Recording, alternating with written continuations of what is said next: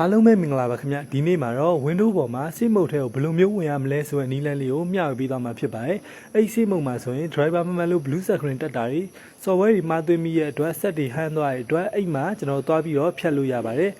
ဘိုင်းရက်တွေဘာတွေလဲ Safe Mode မှာအလုံးမလုံးတဲ့အတွက်ဘိုင်းရက်ကြိုက်ခံရတယ်ဆိုရင်လည်း Safe Mode ထဲကိုဝင်ပြီးတော့ data တွေဘာတွေကျွန်တော်တို့ပြန်ယူလို့ရပါတယ်Safe Mode ထဲကိုဘယ်လိုမျိုးဝင်ရမလဲဆိုရင်တော့ Shift key လေးကိုဖိပြီးတော့အရင်ဆုံး reset လေးရှာလိုက်ပါဆက်ပြန်ပြီးတော့တက်လာတဲ့ခါကျရင်ဒါမျိုးလေးတက်လာပါလိမ့်မယ်အဲ့မှာကျွန်တော်တို့ဒီအောက်က travel shoot ဆိုတာလေးကိုနှိပ်လိုက်ပါ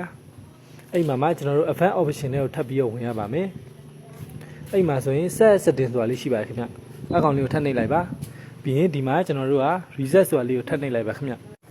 အဲ့မယ်ဆိုရင်ကျွန်တော်တို့ဒီမဲ့နံပါတ်4ကိုနှိပ်လိုက်ရင်လည်းကျွန်တော် Safe Mode ထဲကိုရောက်သွားပါလိမ့်မယ်နံပါတ်5မှာဆိုရင်တော့ကျွန်တော် network ပါတဲ့ Safe Mode ပါနံပါတ်6မှာဆိုရင်တော့ကျွန်တော် command prompt နဲ့ Safe Mode ပါခင်ဗျကျွန်တော်တို့ကနံပါတ်4ကိုနှိပ်ပြီးတော့ကျွန်တော် Safe Mode ထဲကိုဝင်လိုက်ပါမယ်အဲ့အတွက်ကျွန်တော် keyboard ကနံပါတ်4လေးကိုနှိပ်ပေးလိုက်ပါခင်ဗျWindows လေးပြန်တက်လာရင်ကျွန်တော်တို့က Safe Mode လေးနဲ့တက်သွားပါလိမ့်မယ် Safe Mode နဲ့တက်မတက်ကြည့်ရင်တော့ကျွန်တော်ဒီအောက်မှာ Safe Mode လို့ရေးပေးထားပါလိမ့်မယ်အဲ့လိုလေးပေါ်နေဆိုရင်တော့ဒါဟာ Safe Mode ထဲကိုရောက်သွားပါပြီဒီမှာကျွန်တော်တို့ driver ကို uninstall လုပ်လို့ရမယ် software ကိုလည်းကျွန်တော် uninstall လုပ်လို့ရပါတယ်